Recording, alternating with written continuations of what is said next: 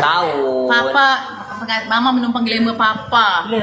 Lepas tu apa lagi? Mama, Bagi dah. kalau Papa tak kutip Mama duduk tepi jalan. Okey. Dah. Lock. Apa pandangan Papa? Ha? Fail komen.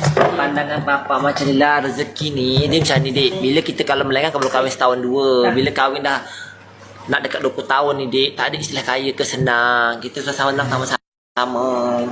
Tak Tapi baik. Papa masa kita kan Papa tak kaya kan? Parents kaya lah, tapi Papa tak kaya.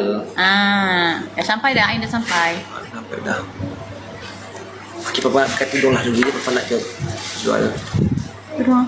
Jangan kat mata. Nak tolong ke? Nak lah. Tak apa, cukup lah Papa. Mama menumpang kesenangan Papa, biar Papa jalan bekerja. Nanti kan tak betul pula perkataan tu. Biarlah Mama Apa menjadi. tak, dia macam ni yang Papa nak share. Orang yang bercakap buruk ni sebenarnya